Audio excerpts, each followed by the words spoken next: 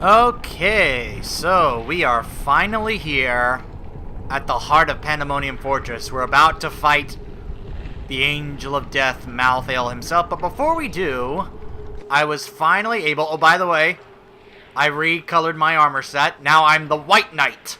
Yes, I am the mighty People's Champion White Knight, off to face the Angel of Death. I thought it was more fitting.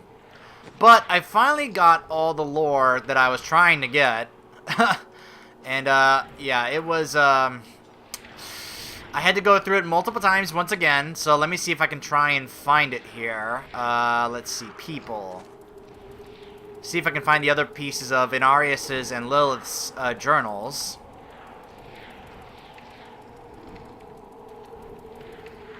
I'm not sure if it's in this category or not. I'm gonna see. Ah, here we go. The Testament of Inarius. I think the last one we heard was this. Let's remind ourselves. But of fire and flame. I could never have felt this way about a demon while I was mired in the endless war. The strain holds us prisoner to what we've been told to believe. She and I have made plans. We will bring others to our cause, and together we will escape. Those who follow us are strong in purpose and conviction, but we are only few. Yet if we can obtain the power of the World Stone, it will be enough. We will scale the wind-sheer slope, steal into the heart of the fortress, and be gone before anyone notices the stone's disappearance. Huh. Can I truly love a demon? When I gave the World Stone to Lilith, I knew I'd been right to seek her all along. We have created a new world. We can live here in peace, away from war. I have named this world Sanctuary. When I see Lilith sleeping at my side, I'm filled with dark thoughts. My sins are real, and I will surely pay for them. We live in peace for now, but it cannot last. They will come for me. But what of my great deeds? When I'm in torment, who will celebrate those? Who will remember Inarius? Huh.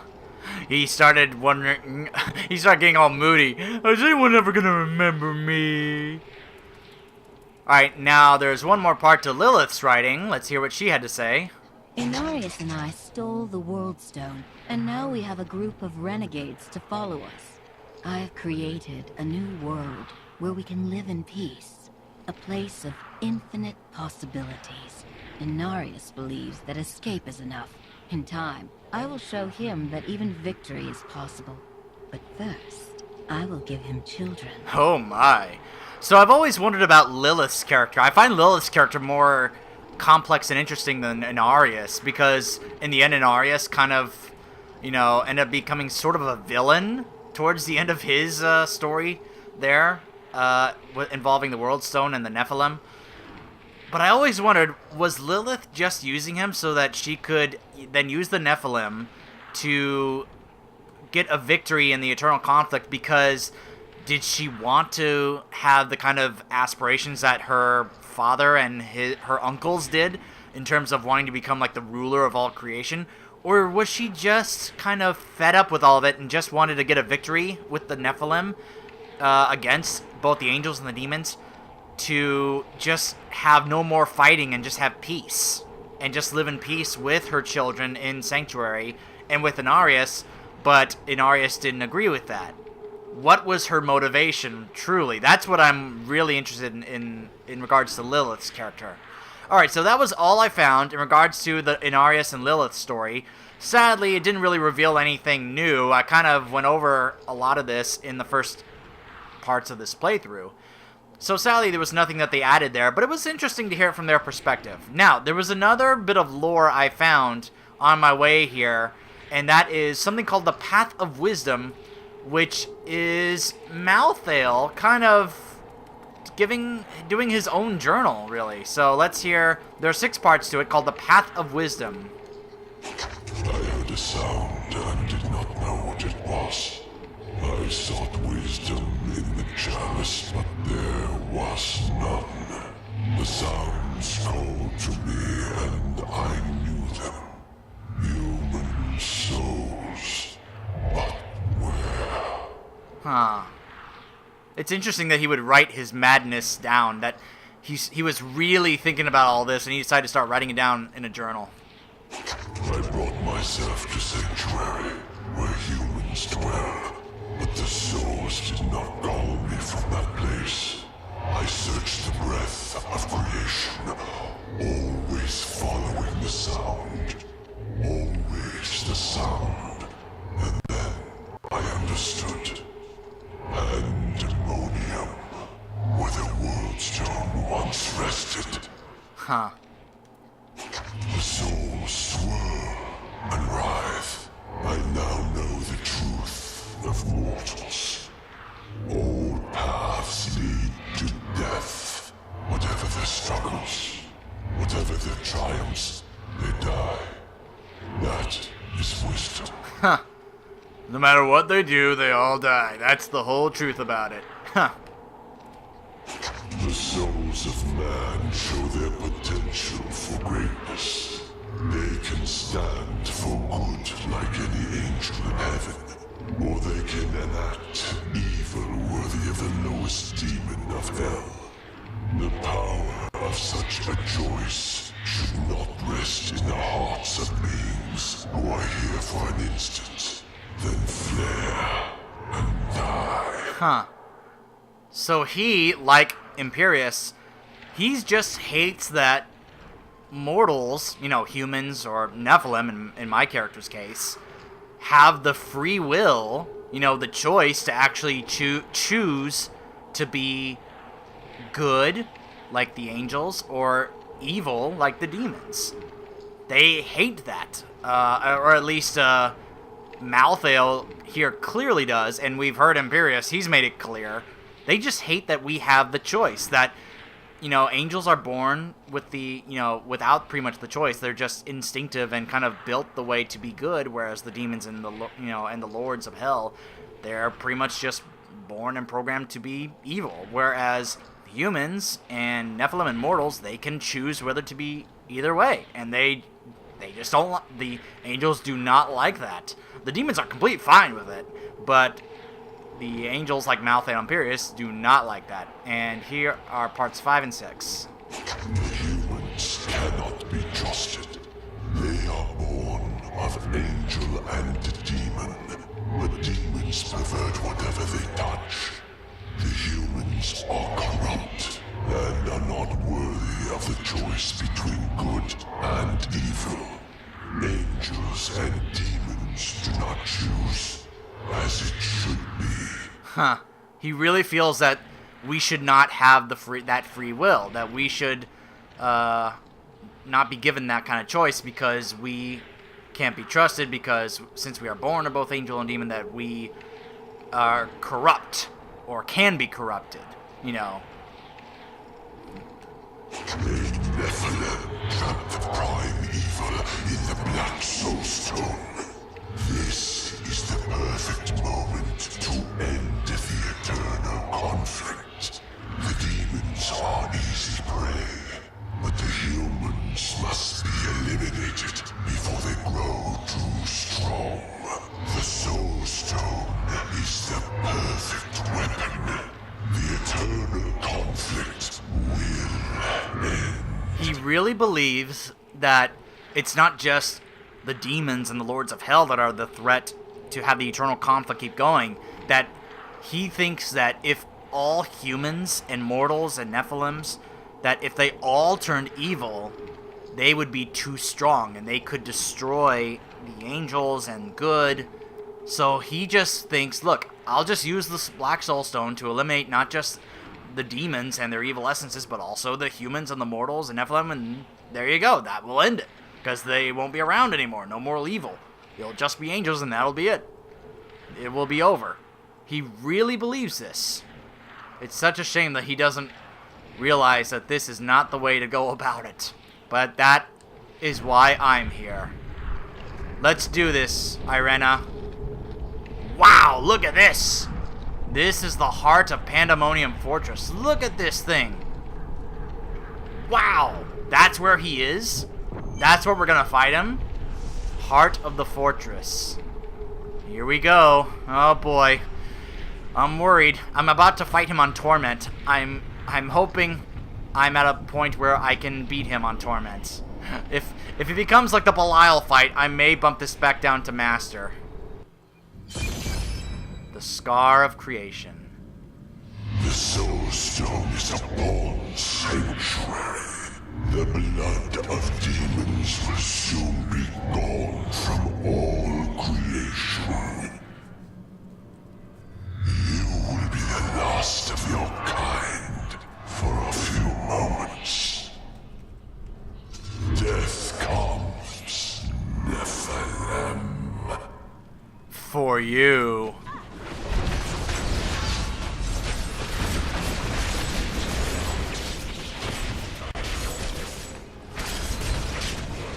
Let's see if my class can take the kind of punishment he can dish out. Oh my gosh! Okay, he's got some area of effect abilities. Ow! Ow! Oh, those hurt. Those hurt. Ow. Stay away from those. Ah! Stay away from those clouds too. Oh no! Oh my goodness. I'm already struggling. Oh, I guess he... Oh, he was stunned. Okay, that's good to know. I was worried. I was like, is it even stunning him? Ah! I gotta wait for my opportunities to hit him. A world free of evil. You need but die. Sorry to disappoint you, Malthael, but I doubt it's that simple. Ah! He moved. Ah! Careful, Irena. She doesn't care. She's just standing there like, oh, I'm gonna dish this out. Don't stand in those clouds, Irena. Ah! Swirling vortex of death.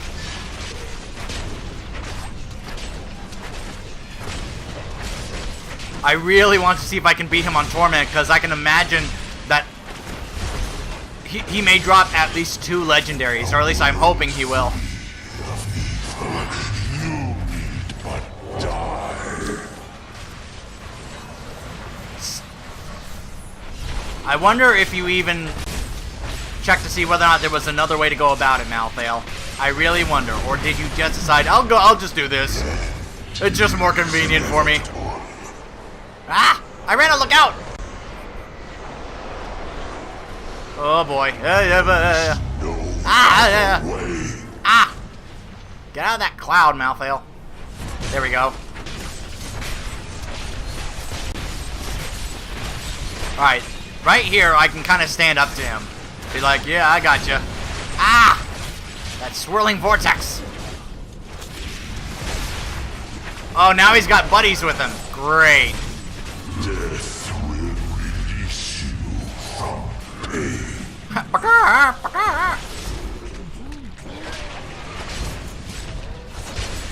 Irena.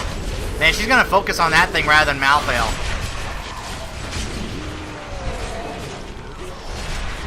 Ah! Swirling... What is that? Swirling faces of doom? There is no other way. You got some nice tricks, Malthael. You learned some interesting tricks since changing from the aspect of wisdom to the aspect of death.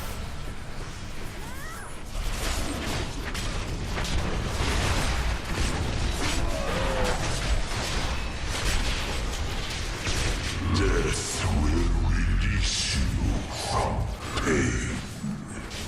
Who says I'm in pain?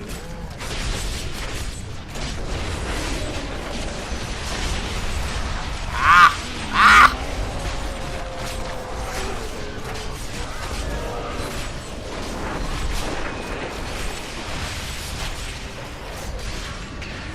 Here we go. Boom, boom, boom, boom, boom, boom. Ah!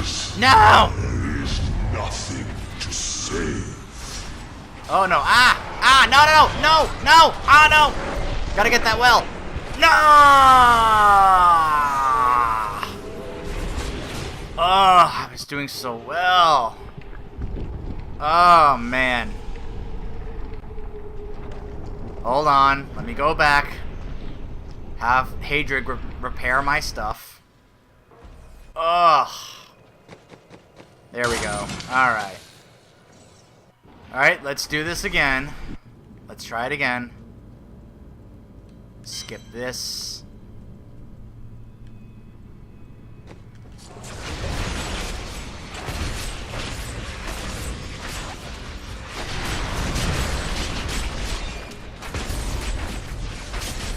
I wasn't fast enough to avoid those swirling faces.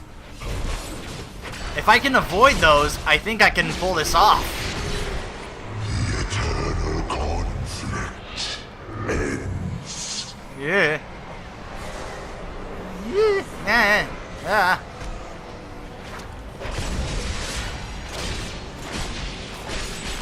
I wonder if I might need to switch companions. If Irena may not be such a good choice for this type of fight. Maybe Cormac? He can help tank as well. Death is beyond your... I don't know. I don't want it to be like the Malthael fight where I had to do it off camera. But I may have to... If I keep dying, I may have to just go ahead and do it on Master. Bump it back down to Master and do it.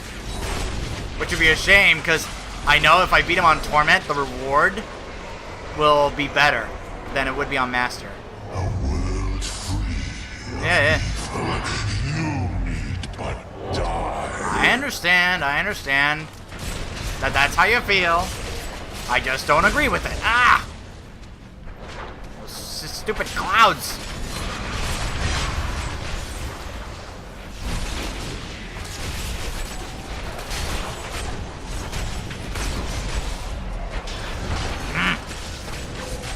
Death is beyond your... Ah!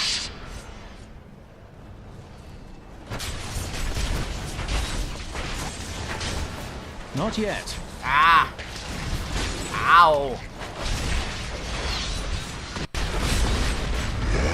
It's inevitable. Oh boy. Yeah. Yeah. Oh, that's great. He put some kind of a disability on me where I'm moving really slow. Okay, it wore off. Whew. Oh, great. Here come his buddies.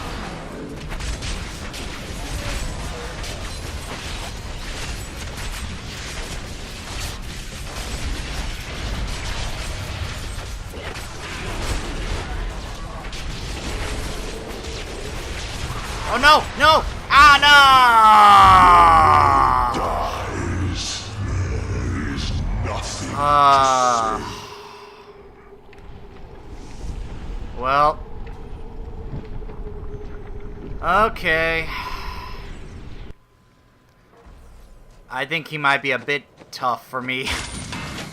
I've never been that skilled of a player anyway, so. Alright, so here's what I'm gonna do. I'm gonna pump it back down to Master. Hopefully that should do it. The Soul Stone. I'm wanting this video to be a decent length and not for it to be an hour and a half of you guys watching me die again and again. Alright, now we're doing much better. His health is definitely going down better. Faster. Going through regular enemies on Torment? Pretty fine for me. Some of these boss fights, like him, not so much. Ah. Whoops, sorry. The audio cable got a little moved there. That's why I sometimes stop moving, because I have to like readjust it. Then you guys may hear sometimes the audio sounds weird for a second. Ah! A world free of evil. You need but die. So, I have now died to him as many times as I did with Belial. And I didn't die once against either Asmodan or Diablo. I'm just pointing that out. That these types of boss fights with these types of attacks, that's what makes it kind of like okay, so this is what really got me. These type of area of effect attacks that these guys had really hurt me, whereas Diablo and Asmodan didn't really have those kinds of attacks. Or they did, and they just were not that effective against me, like these guys' abilities are.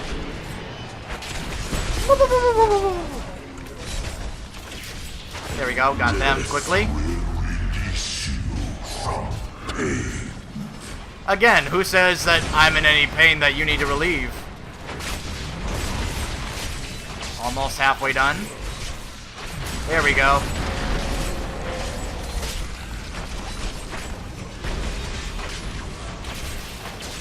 Alright, we're doing much better now. Look, I wanted to beat him on Torment just as much as you guys wanted me to beat him on Torment. For those of you who are like, man, come on, beat him on a higher level. I wanted to do that, but... Oh, what's going on now? What's happening now?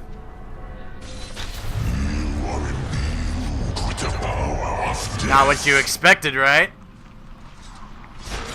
But that is not the only weapon I possess. What are you doing? Whoa! Whoa, wait, what? Why did you do that? Do you have any idea what you just did? Oh my gosh, he just destroyed the... He destroyed the Black Soul Stone! You are out of time. That is one of the stupidest things you could have done. Well, he's clearly stronger by doing it, but... the consequences of what he just did.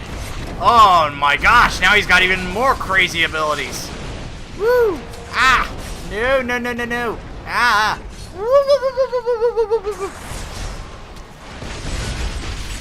Death consumes all. Boy.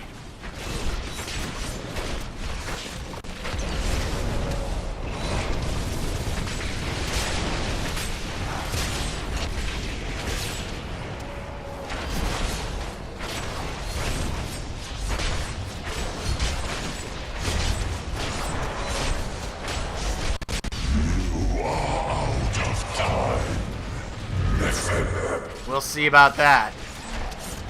Maybe it's you who's out of time now, Angel of Death.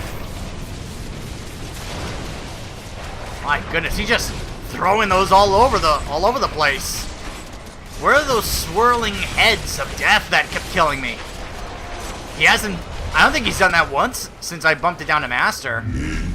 Maybe that's something he does only on the Torment difficulty? Might seem that way.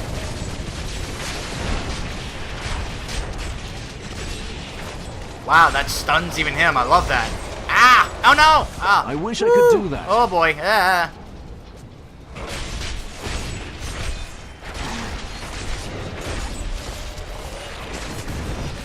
Death consumes all. So much for the Angel of Death. Death do us part.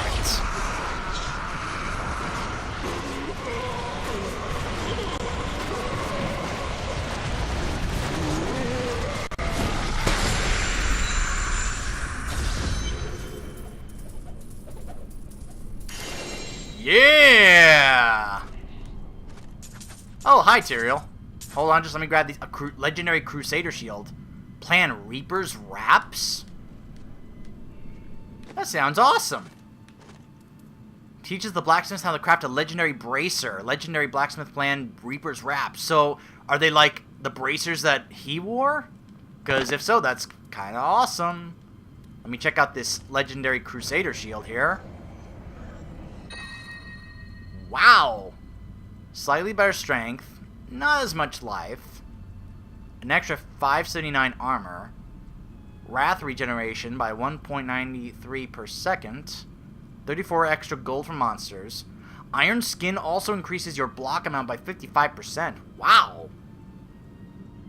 That is really nice. Forged by one of the first Crusaders before he left Travincal, this shield glimmers with the light of enduring dedication. It has been passed on from master to apprentice time after time, ever guarding its bearers against the forces of darkness. I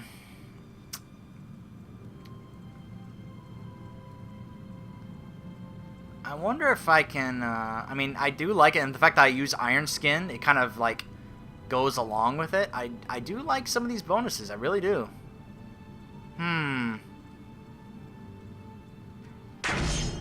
Look at that. That looks awesome.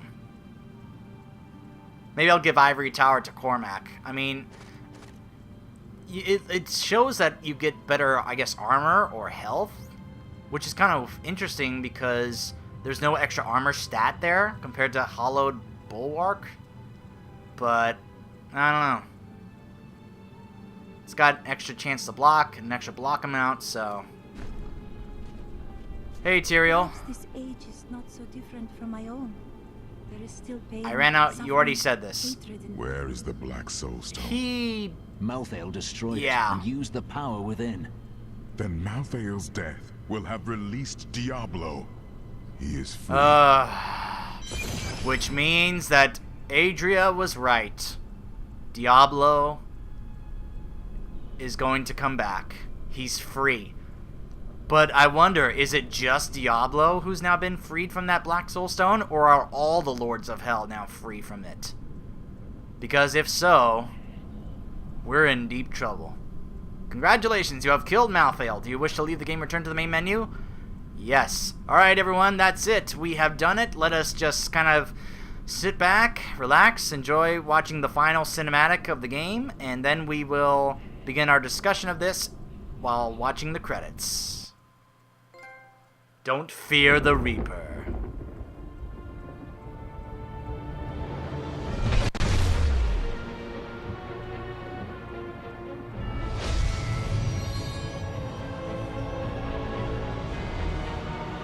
The Nephilim had done the impossible.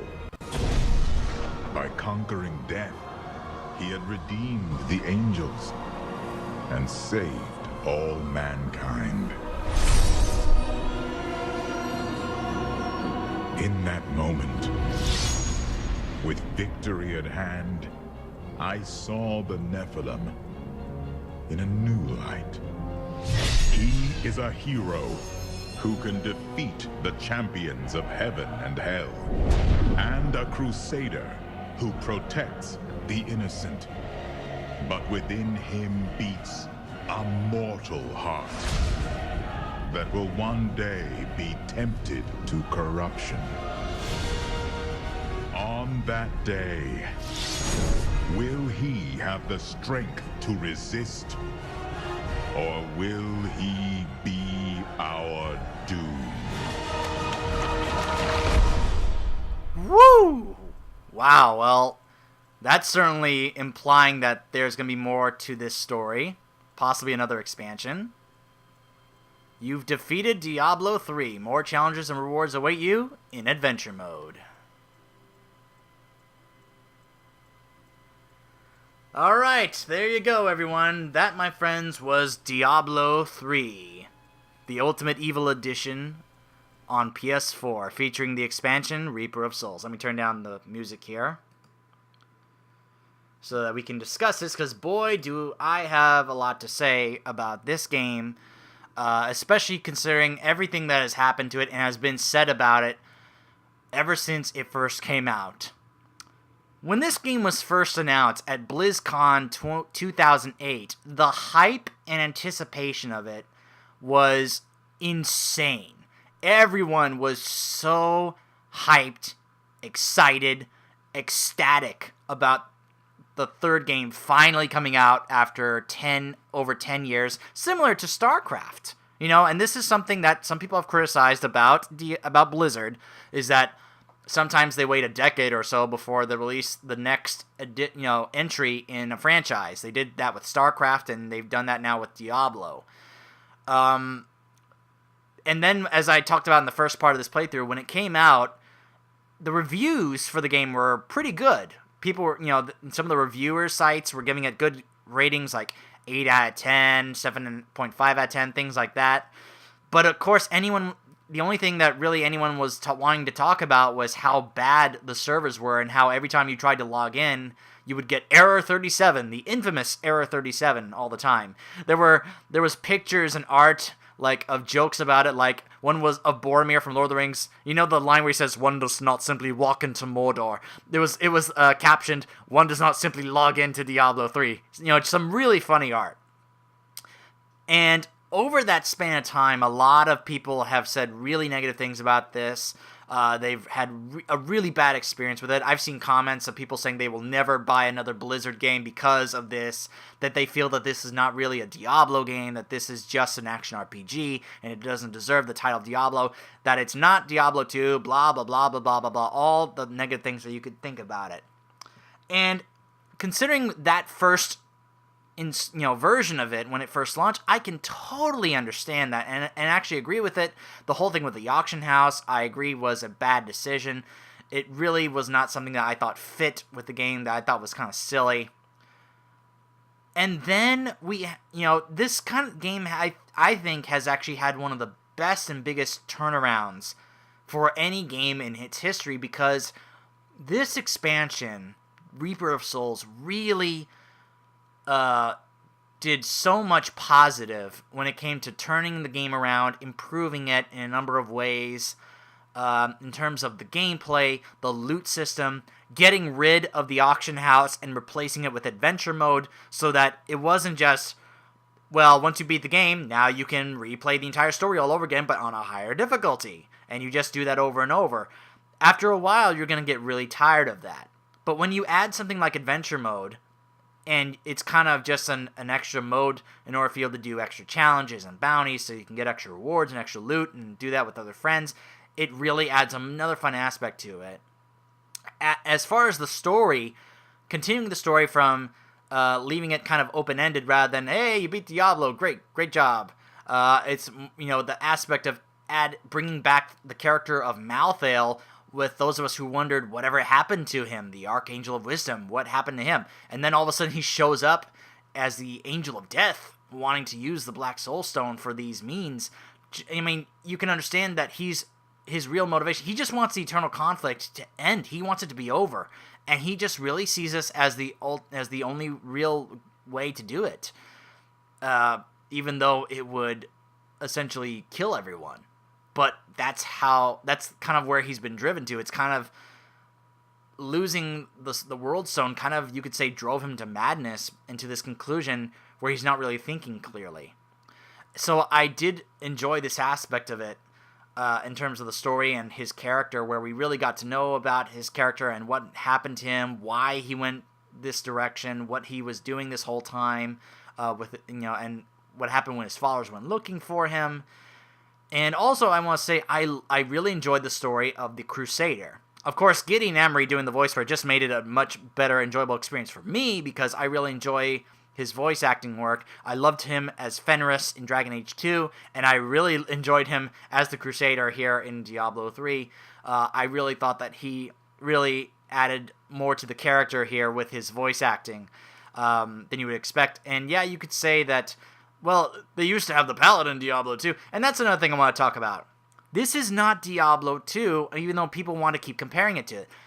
I say, stop comparing this to Diablo 2. That is a whole separate game. It may be in the same franchise, but it's a separate game. If you stop trying to compare this to Diablo 2, and just try and judge it as its own separate game, and what's more, yes, back then was a bad time to get into this game because of all the problems it had. But now, I would say, now is as good a time as any to get back into this game and this franchise. If you're one of those who maybe you played it when it launched and you stopped because of all the problems it had and you didn't like it, and you're wondering whether or not to go back into it with this expansion, I say yes, because this expansion has fixed so much of it. And big kudos to the guys who really worked on this expansion, especially the game director, Joseph. I can't remember how to pronounce his name correctly, but I'm sure you saw his name in the credits here. I don't want to mispronounce his name, but yeah, the game director for this expansion, there are videos of him talking about what it was like for them and the team at Blizzard leading up to this expansion, how they really felt the pain of what the server issues and Era 37 did to them, and how he was one of the guys who said, let's get rid of the auction house, let's put in adventure mode, and then they also came up with Loot 2.0, which fixed a lot of the loot issues where sometimes it was all just totally random, and there was a lot more loot, but it was a lot of useless junk, where it made it where you get fewer amounts of loot, but they're usually better items, and they're also more meant for the character and class that you're playing as. So you're less likely to get a legendary that's more so for a demon hunter if you're playing as a Crusader, and you're more likely to get a legendary Crusader shield there, as you just saw after I fought Malthael. So it really fixed a lot of the problems that this game had at launch. And the thing is, I'm not one of those who likes to judge a game when it launches. I know a lot of people like to do that. They like only judge a game when it's launched. I like to judge games when they're finished products, or when they've had all the work and fixing and done to them. When they have all the content that has been released, and you judge it with all the content as a whole, all the patches, and DLCs and expansions, everything that have been added as a whole as a finished product. That's when I like to judge a game, when it's been fully fixed, or as fixed as it can be, as the team tried to fix it. And where it stands now, this is a really fun and enjoyable game. It may not have been when it launched, but it's a lot more so now. If you're one of those, like I said, who went away and didn't come back, this is the best time to come back. And also, if you're one of those who you never got into it at first, and you're like, man, I always heard about it, but I never got into it. Like, for example, if you're one of those who doesn't have a PC, you're one of those who only has a console. If you only have a PS3 or a PS4 or a 360 or an Xbox One, and you never got to play Diablo because it was only on PC, I highly recommend getting this console version, because it is a very fun version. I honestly, and this is just my own personal preference, PC gamers, I'm not trying to criticize or say anything negative, but I enjoyed playing it through this time on the PS4 more so than I did the first time playing on the PC, partly because the controls are just easier for me. That's just my own personal preference. I've always preferred the feel of a controller as opposed to the feel of a keyboard and a mouse. I know not everyone feels that way. Some people do prefer the feel of a keyboard and mouse than a controller, so I'm not saying that a controller is better. What I'm saying is that for my own personal preference, it was just easier for me. So that's not saying it's better. It's just saying for some of us, like myself, who prefer the feel of a controller as opposed to that of a mouse and keyboard, it just felt easier. It felt more comfortable. And plus, one of the features of the rolling with the R3 joystick, or being able to roll around like that, it made some of the fights easier because you're able to evade attacks much easier. And I did enjoy the aspect of being able to continuously, as I leveled up and got better gear, being able to turn up the difficulty more and more, to the point where I was trying to beat him on Torment. It was a little hard. You could tell the difference right away. When I played on Master, it was a lot easier. There was no swirling heads of death he would summon on the battlefield there. So that was clearly something that I think may have been added only for the Torment battle. But I think, I don't know, maybe if I get higher in Paragon, maybe if I get better gear, maybe I could be able to go back and actually beat him on Torment. That'd be interesting. Also, I wasn't able to get every bit of lore, but that's because you realize, okay, you have to actually redo the campaign. But it's also another interesting part. Once you get certain crafters, they get unlocked in Act 1. So because I only got the Mystic in Act 5, if I replay this with other characters or with the same character, she'll be there in Act 1, right there in Tristram. And I can be able to have other conversations with her that I couldn't before. And that sounds a little strange because of the way the story plays out, but it's very cool in terms of you can be able to have conversations with them that they can lend different parts of conversations regards to what's going on in the story in terms of Act 1, Act 2. So Shen and Miriam will be there in Act 1 to talk about certain things like the Skeleton King and Deckard Cain. They both talk about Deckard Cain. It's kind of funny what they say.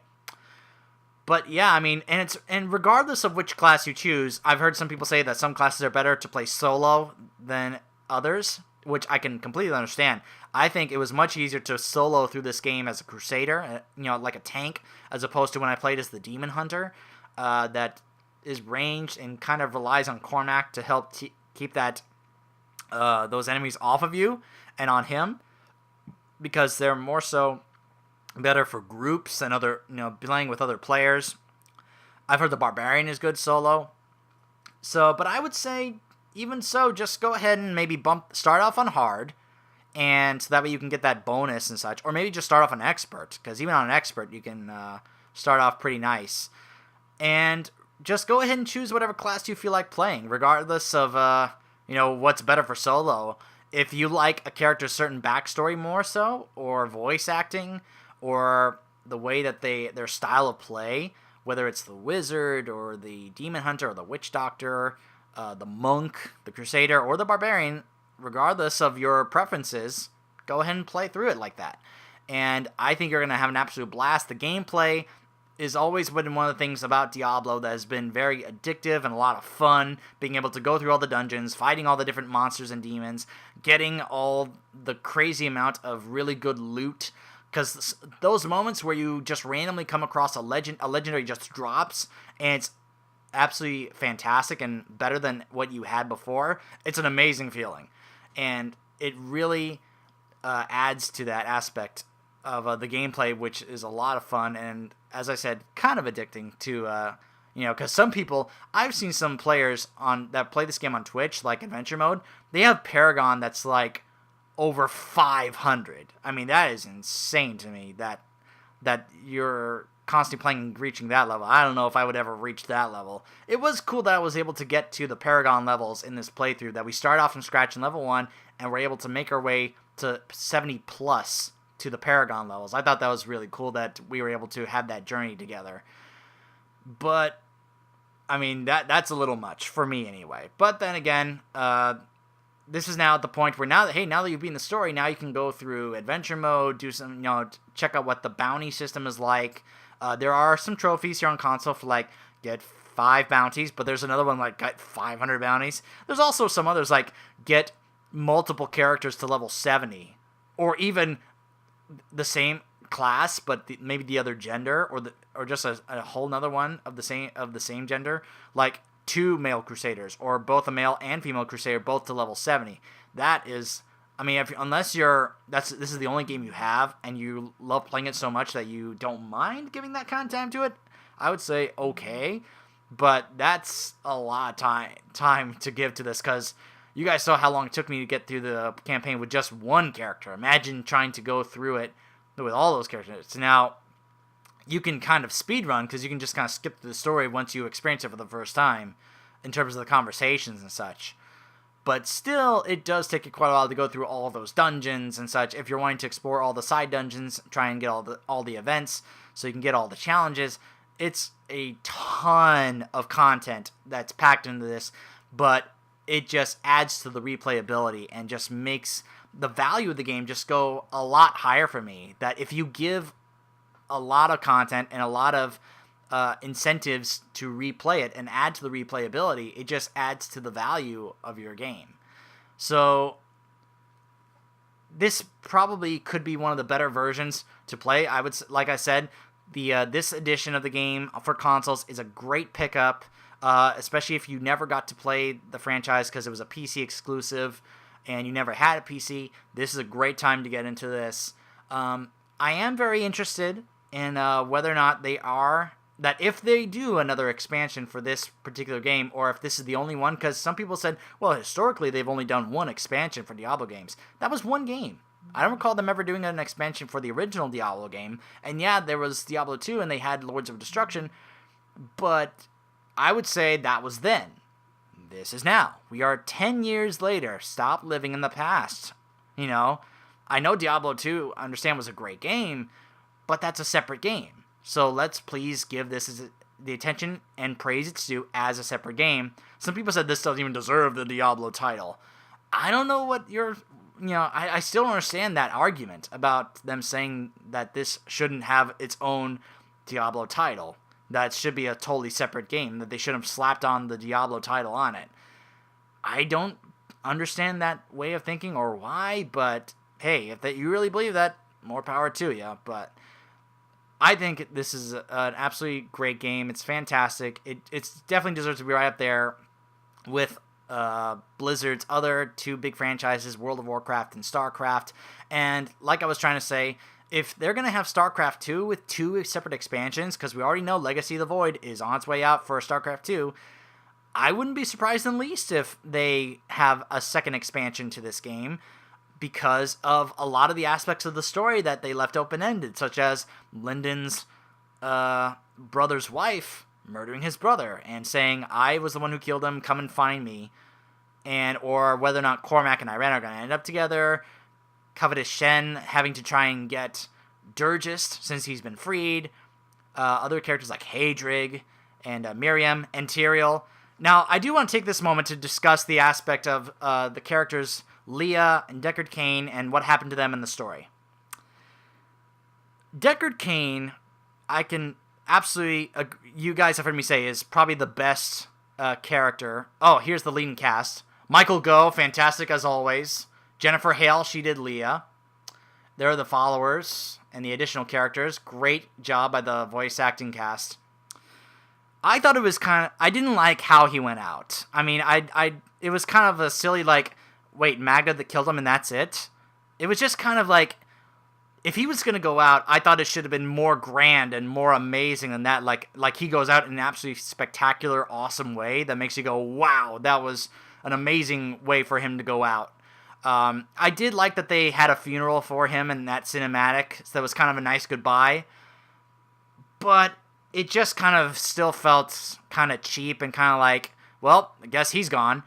But I've heard them say the reason they decided to have him die was because they wanted to then usher in the new aspect of the story where Tyrael now takes over as the mentor-like figure for Deckard Cain. And in that aspect and respect, I can absolutely understand that and actually do kind of like, because if you're going to replace Deckard Cain as the mentor figure, it's nice that they decide to have a character as well established like Tyrael take over for that, since he has kind of been with us throughout. He was definitely had a big role in Diablo 2, so we had gotten to know his character quite a bit.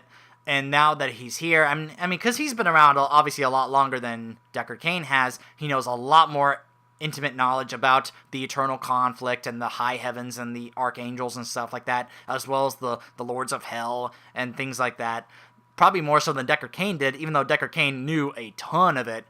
But he was never really directly involved like Tyrael was. So if you're going to have him take over for Deckard Cain as a mentor figure, then okay, then I can understand that. But still, I would have preferred it if Deckard Cain had stuck around or he had gone out in a much more awesome, spectacular way. Now, in regards to the character of Leah, what a lot of people have said, and I can agree with them on this, is that her character just kind of doesn't make that much sense and is a character that you just really don't like that much. But yet the game tries to make you feel like you cared about her character deeply. Like when Aja's like, are you really that broken up about Leah? So silly. And we're kind of sitting there like, no, not really. I'm not really that broken up about it. I was actually more broken up about Deckard Cain dying than Leah dying, because here's the thing. You never hear or get references to Leah's character before this game. She was never possibly referenced in Diablo 2. You never knew about Adria meeting up with Aiden after he,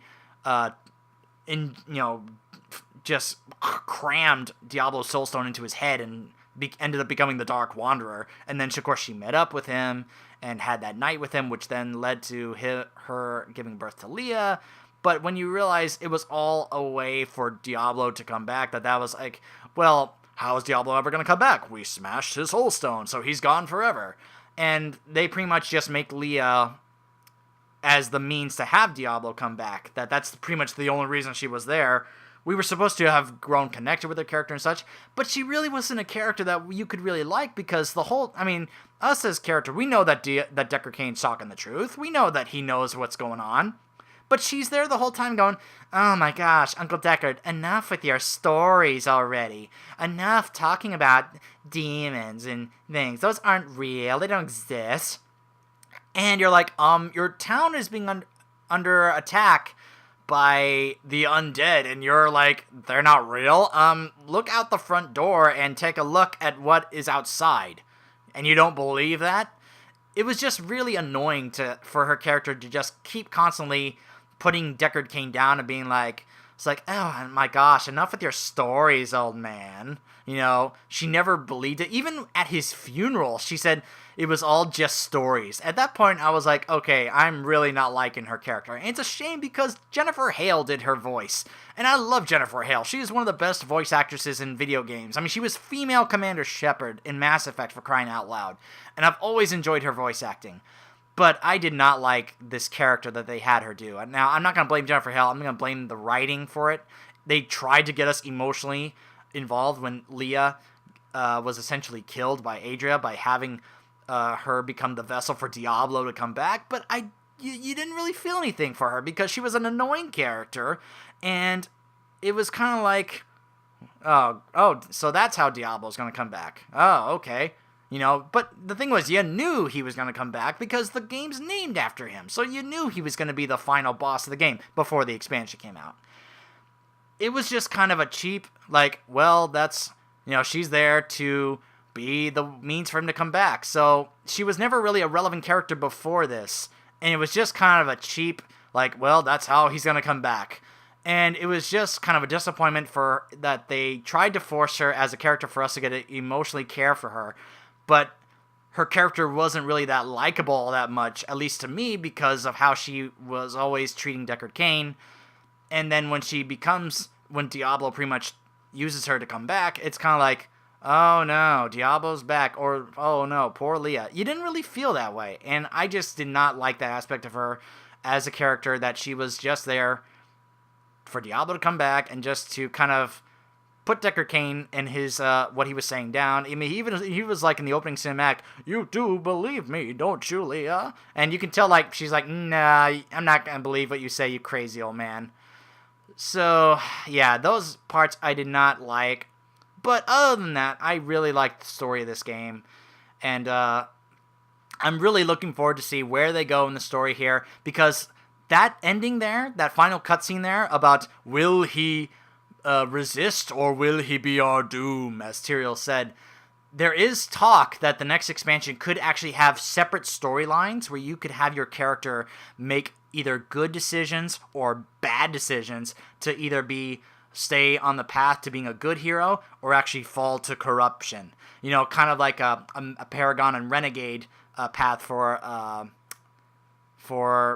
Mass Effect. You know, kind of like a BioWare direction where you could choose to be good or choose to be bad. Or like an Infamous where you chose to be good or bad, things like that. So if they go with that aspect in the next expansion, I would be very interested in seeing what can happen and what you do, but also whether or not they bring resolution or conclusion to some of the aspects and, you know, of this story and those other storylines that they left open-ended. So anyway, that is it for Diablo 3 Reaper of Souls. I might do some other videos where I showcase some aspects of the story in regards to if you chose some of the other classes, you know, just what their backstories were and those cinematics.